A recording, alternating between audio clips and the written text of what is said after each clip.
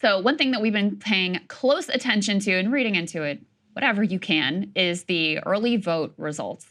And no state have they been more striking than the Sun Belt state of Nevada. Let's put this up on the screen. Nevada also benefits from the fact you got John Ralston, who everyone agrees is like legit in analyzing the early vote. So he updates every day his early voting blog.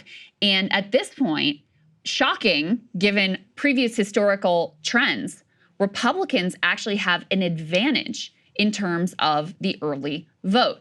So they have successfully convinced their voters to vote early. There's been a huge surge in terms of the rural areas in particular. In fact, he's describing this time, normally he talks about a Clark County, which is Las Vegas, firewall for Democrats. He's talking now about a rural firewall, massive Republican advantage where there's been extremely high turnout in those rural, heavily conservative areas.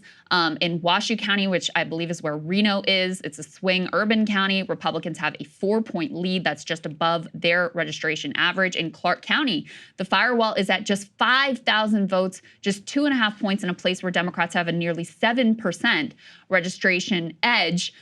So far, and again, it's early days, none of this reads into which way the large number of independents are going to vote. None of this reads into, obviously, what's going to happen on Election Day, but the early indications for Republicans are quite strong. I think in Nevada, stronger than in any of the other states where we have significant early vote to take a look at. And one of the theories for why Republicans could be outperforming in Nevada in particular comes down to the issue of housing.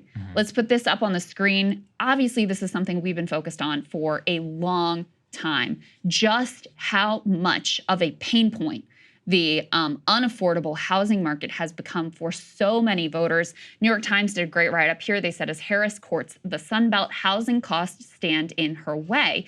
And they compare the skyrocketing housing costs, not just to buy a home, but also rents, which is driven and fueled by a number of factors. They compare that to a similar political earthquake as the exodus of steel companies or auto manufacturers that left workers reeling in industrial Midwestern states. So I do think if you see a big divergence between the type of results that come out in the Sun Belt states, Nevada in particular, versus those quote-unquote blue wall states in the industrial Midwest, I do think housing is going to be a big part of that story. I love that story. It's super interesting. A couple of takeaways. Number one is actually inside the story, they court and talk about people who are specifically pissed off in Vegas about California implants. And it made me think about this kind of blue influx theory and whether people are like, oh, these states are all going to turn blue, but they could actually have like an interesting net effect where you have a blue voter come in, but that makes people really hate them and get angry and then vote Republican. And if you think about it, it's actually a real like elite versus non-elite dynamic where you have people who are predominantly, at least a lot more rich than the average citizen in Nevada, Texas, wherever, coming in, driving up housing prices, and then those people feel a lot of the displacement, the anger, and they could very much respond in the same way that the blue wall voters did whenever they voted against Democrats on NAFTA, on work, trade policy, immigration, etc. I actually really could see a similar dynamic there. What would probably change things is you still have enough traditional blue voters and others who could offset that. But the tension means that it's a real like class dynamic that comes down to the most fundamental question of housing. I also found the trouble for Harris here was when voters were presented by this New York Times reporter about Harris's housing proposal, there's a deep cynicism where they're like, I don't think any of that's gonna happen. Yeah. I mean, and look, are they wrong? Especially if there's divided government. I'm gonna do a whole monologue about this. You need an act of Congress to have that.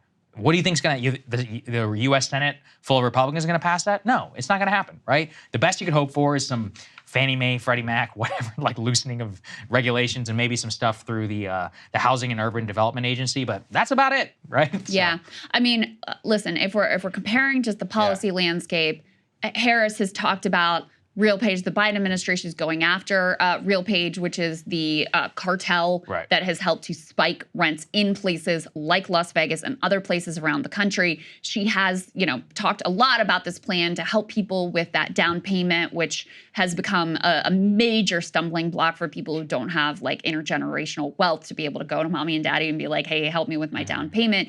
So she does have specific plans, but I think the deeper problem for her is just like people are unhappy now with how things are, and the Democrats are in power. Like it doesn't go deeper than that.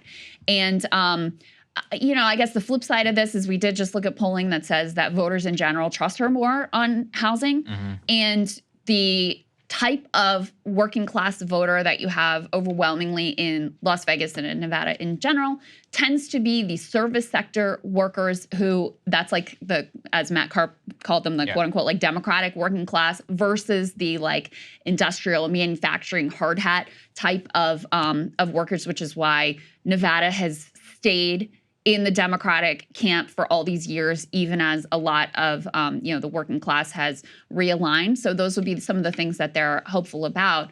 But, when you think about housing and how much the escalating prices have squeezed people, there is maybe no place in the country that has been harder hit than Las Vegas, because I don't know if you guys remember, after the Great Recession, massive housing bust there, just utter devastation. Then you had all of this permanent capital come in and buy up a bunch of these homes, turn them into rentals, jack up the prices. Then you had the brutal hit that they took in particular during the pandemic, which meant that people's incomes were lower than they were before. Many of those people feel like they really never recovered from the hit the service sector took during the pandemic. So you have a lot of economic turmoil concentrated specifically in this state. And again, you could talk about like, and they did interview someone here who was like struggling with all of these things, but was like, I think Kamala is the person that would be better positioned to turn these things around. So I'm sure that sentiment does exist among some.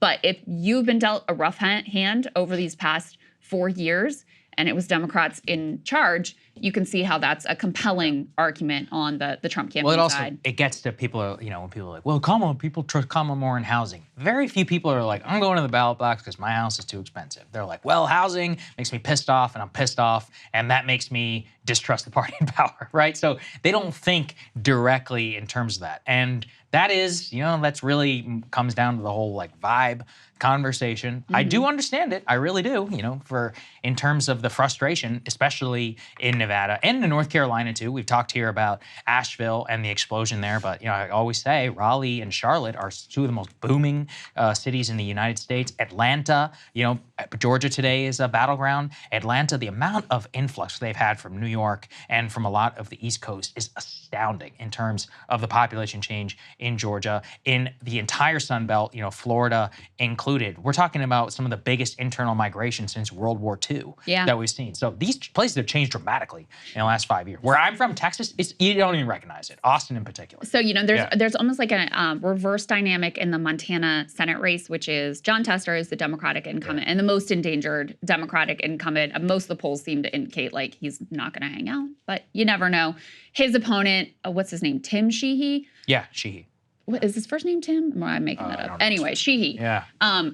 He got caught. We talked about this before. This has been on the record before. He claimed he had sustained like a war wound and been like shot in battle in Afghanistan, I think. And it turns out he shot himself accidentally in a national park. I didn't know. Which we know because they had to file an incident report because you're not allowed to discharge a firearm in a national park. And the park ranger just came out and went on the record to be like, yeah, I was there. This is what happened. Like, he was not wounded in battle. He shot himself when he was in a national park. So anyway, you never know what's going to happen in that race is the bottom line. But to get back to my original point about housing, Montana has seen huge. Bozeman. Huge. They call it Bose Angeles or whatever. Huge influx. Yeah.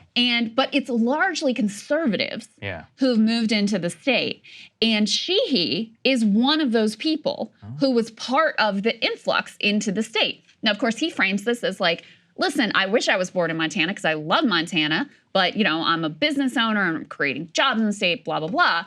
And Tester is who's, you know, long time born and raised. He's a farmer. He's a big boy. He's got, you know, several fingers that he lost in like a farming accident. You know, he's legit. Yes, He's a legit Montanan, which is why he's able to hang on to the state as long as he has. He's making the case of like these outsiders, like people who are from Montana really understand Montana, like they trust me, and that's why, you know, I'm going to represent your interests, and he represents all these people who are coming in and changing your way of life. So it's kind of an interesting like reverse dynamic going on there in that state. Yeah. By the way, I love Montana too. Never. It's one of the only states I've never been to. Oh my God. It's I would like to go. It's on my list. Stunningly beautiful. It is natural beauty wise. It's all up there with California. They have so many incredible national parks. I highly recommend it. But yeah, don't shoot yourself at one of those. Sure. And the people there, though, I think they make it known. They're like, stop coming here from California. They're like, we're sick of you. And they only have like 1 million people who live there. It's amazing. Yeah, but it's like right, because a lot of the people who transplanted there are like right-wing Californians who are disgusted with the like liberal direction of the state. I mean, if I were them too, I'd be mad. You know, you live in this pristine wilderness and such great, and then you have all these rich people who come in and buy all the land. I know there's a lot of beef between like private landowners and hunters because it's long time been like a big the discussion, housing costs, which I understand. Too. Yeah, no, exactly. And actually, if you look at the most desirable places in Montana, it has some of the most expensive real estate in the entire country. For those of you who also like to troll Zillow and dream about it. Hey, if you like that video, hit the like button or leave a comment below. It really helps get the show to more people. And if you'd like to get the full show ad-free and in your inbox every morning, you can sign up at breakingpoints.com. That's right. Get the full show, help support the future of independent media at breakingpoints.com.